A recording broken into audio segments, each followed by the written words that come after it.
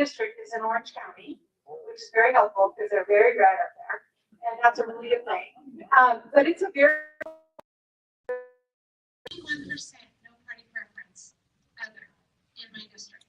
So this race is just, Matt Gunderson ran 4 years ago. by 2 points. Oh. This is a winnable race. So I just encourage you all to come talk to me. Of course, as the other candidates are going to say, always use more money. But more importantly, we want to get people out there to know my name. I'm actually putting together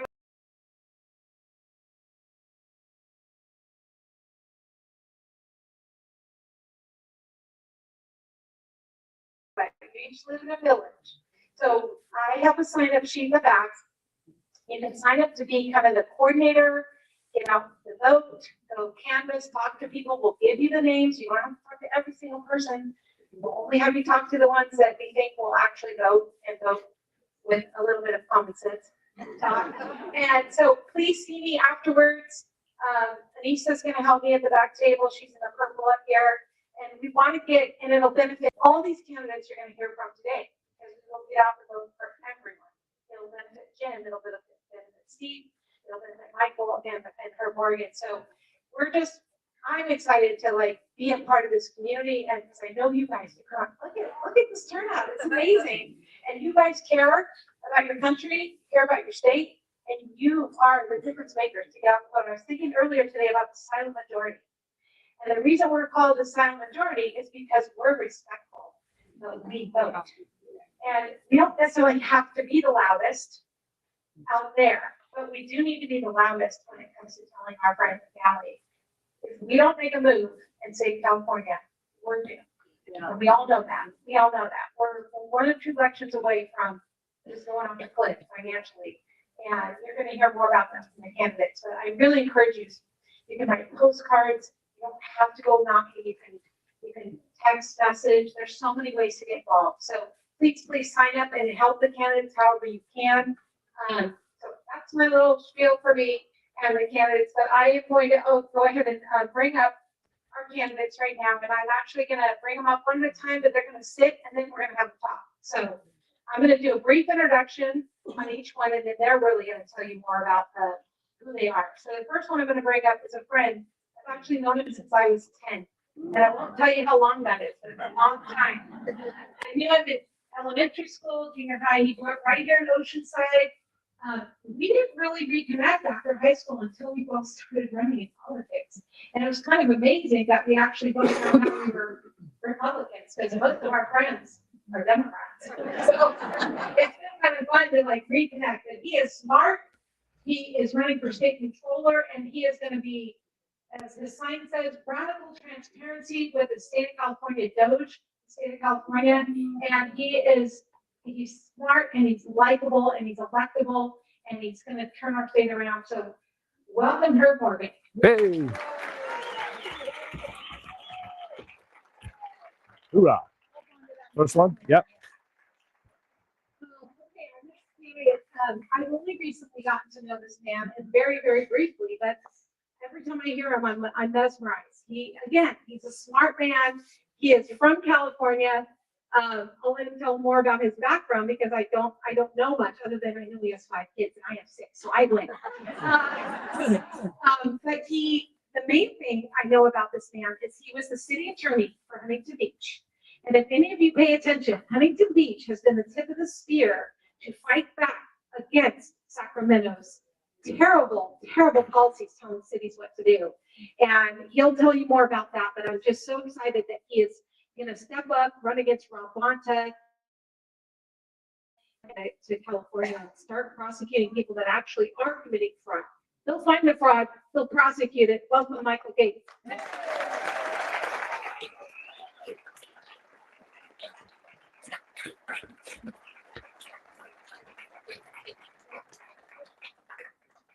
I didn't get a hug. Okay, man of the hour, right? The reason many of you came. We put these groups together, these calendar events together, and Joyce gave me, I think, 12 or 15 dates to pick from because she put us on the calendar whenever we did for this group. And we sat down and we said, okay, who would we want to come? I mean, of course, top of the list, Trump. We knew that was him. But the next name that came up was the one that's going to come up in a minute because he has stepped out of the celebrity world, I guess you could say, the media world. And, I've been listening to him for about 6 years now when I started waking up during COVID and paying more attention. And he has been at every convention, everything I turn around, even before he was running for governor. He has been there. He has been talking common sense. He's come to our Lincoln Reagan dinners for the party in San Diego. And every time he talks, I'm just inspired.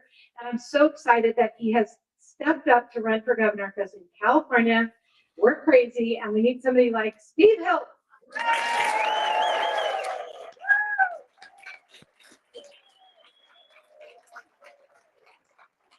Put down the middle. Put down the middle so everyone can see you.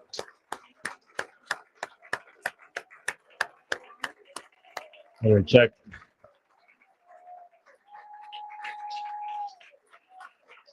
Yep, on now. Press the left button. The left button. Left. Here he comes.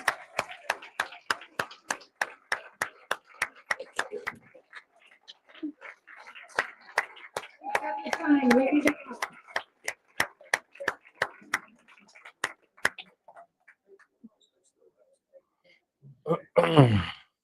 So exciting. Thank you so much for being here. We're so thrilled. Thank you. Thank you very much. So thrilled. So thrilled. Bye, So, everyone. we're going to give the candidates about 10 minutes, 5 to 10 minutes to talk. I'm sure, some will go a little over. I'll give them a little bit of grace, but not too long because we know that all of you have lots of questions. And afterwards, we will let you line up and ask questions right from the microphone. There will be 2 microphones, I believe, down the middle and one over on that side. But don't line up until we're done with their talks. And hopefully we'll get all your questions answered. We do have a hard stop at certain times, but we'll try to get everyone's questions answered. So we're going to start with her. Here we go. Stand where you want to. I like it. I like the right there. You like the podium? Yes, ma'am. Oh boy. It's so good to be back in my hometown. I'm a 1984 graduate of El Camino High School. Yeah, and Lincoln Junior High School. And there was this really cute little red-haired girl who was a grade behind me, and her name was Laura Richardson. Now she's Laura Bassett. And I always forget, and I call her Laura Richardson. She's still on my phone as Laura Richardson. So I'm Herb Morgan. I am the candidate for California State Controller. As you now know, I grew up right here in Oceanside. My family, we grew up here. We came out here in 1967 from the East Coast. I had my first birthday on Route 66 at a roadside stop. And we came here because California represented the best of the American dream. Neither of my parents had a high school diploma when they got here. They were 20 years old. They had 2 children. We had 2 more while we were here in Oceanside. And the 4 of us grew up, and we availed ourselves to great opportunity that California offered to us. The #1 public education system in the country in the 1960s and 1970s was in California. The #1 public university system was in California. I got to go to the University of California at Santa Cruz. $463 per quarter, 3 quarters in a year. Graduated in 4 years, price never went up. Didn't graduate with $100,000 in debt. I worked at a gas station at the corner of Ocean and Water in Santa Cruz. Got out, got into Wall Street, spent 39 years in the investment business. Started a couple of companies, sold a couple of companies. The most recent one I sold in 2017 to somebody you all know. His name is Howard Lutnick. He's the Secretary of Commerce. And I spent the last 9 years as a Chief Investment Officer at Cantor Fitzgerald while still living here in San Diego. My wife and I have been married for 34 years, 2 grown children. What the heck is a state controller? So there's 2 constitutional offices that relate to money. One is treasurer, very different set of responsibilities. The other is controller. And then there's an auditor who's not elected but is hired. And it's very confusing to people. So I'm going to boil it down. The state controller is the constitutional office uniquely endowed with the responsibility to make sure our money is not stolen. Okay? How's she doing? California has a $320 billion budget this year. The fiscal year ends in June. One of the jobs of the state controller is to put out the state's annual financial report, or CAFR. The year ended in June. The report is due March 30th, 9 months later, to get the financial report out.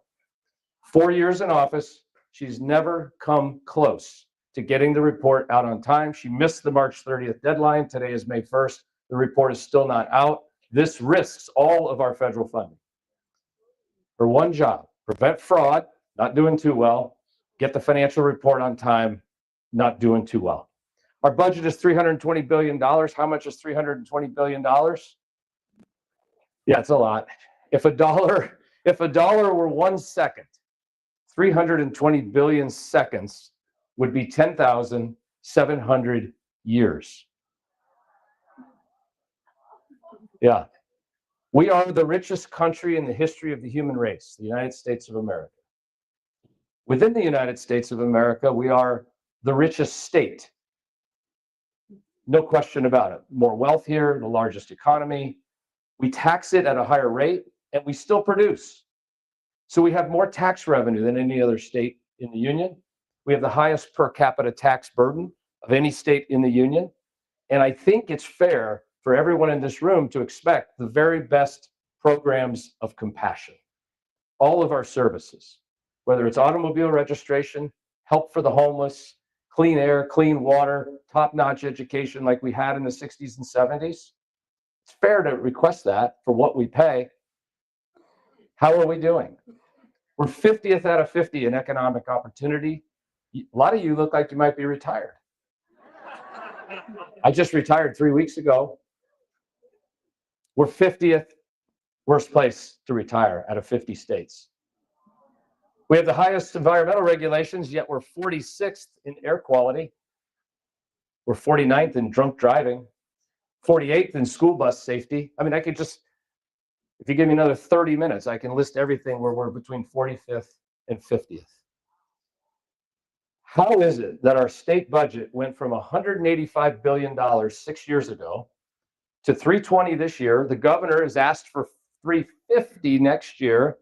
The legislature will give him more than he asks for. He'll get $360 probably. That's a double from $185 to $360, almost a double in 7 years. Is there a program of compassion that is better than it was 7 years ago? Is there one that's as good as it was 7 years ago? So we double the spending and every program is performing worse. There is only one logical conclusion. And it kills me to say this. California has become a criminal operation. Yeah. Bernie Madoff would be so proud. Did I mention that I am the DEI candidate? Because as the state controller, I'm tasked with detecting every irregularity in government spending. So the primary role of the state controller, more than anything else, as we talked about, is this prevention of fraud. And we know that she's not doing very well. So the good news is, as Laura mentioned, I was the second smartest kid in our class. I didn't get into USC. But I put out a white paper on my website, herbmorgan.com. For those of you that are academically inclined, this white paper is called California's Fiscal Exposure to Fraud, Waste, and Abuse. This is a 5-year analysis of our major programs where I laid out our loss to fraud, waste, and abuse at $425 billion over the last 5 years. And I went to my new friend, Steve, and I said, Steve, I don't know what to do with this. I can't give it to the Attorney General because they won't prosecute fraud. What can we do? Steve said, give it to me. This is why I like Steve. He knows this guy in Washington, D.C. Perhaps you've heard of him. He sent that report over. The next morning, the president tweeted, the war on fraud has begun. President Trump has this man's back. He has endorsed this man, and he has sent his best. He put J.D. Vance in charge of that because the Attorney General, you're going to hear about in California, will not prosecute fraud because there's all his friends. We've had arrest after arrest after arrest after arrest.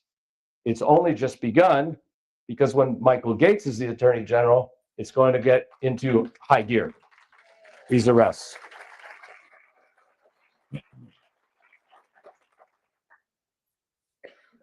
The stories of the fraud in California are immense. J.D. Vance came out here 2 weeks ago, and what had loved the administration. They just do such a great job. They said, you know, we could do all this research and figure out how much fraud there is in the hospice cares, but these 477 look like they might be phony. So let's just cancel their business license, shut them all down. And if any of them call and show up to complain, we'll turn the business license back on. It's so much easier than doing the research. In one day, J.D. Vance shut down 477 phony hospices in California. Yeah. It gets better. It wasn't in California. It was just one county of our 58. It was Los Angeles County.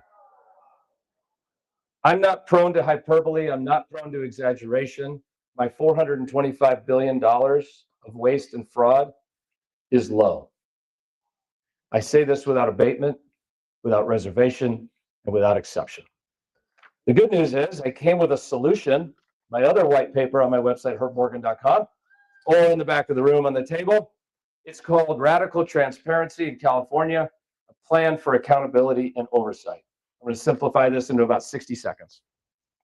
Everybody has a cell phone. Everybody has a credit card. You go to Starbucks, you buy a cup of coffee, you go to Nordstrom's, you buy a new blouse. 30 seconds later, you get a message on your cell phone from your credit card company that says there was a charge. That is called a transaction report. I don't know if I mentioned it, but I'm also the trans candidate for state controller because I am going to bring transparency by delivering transaction level reporting to California's finances.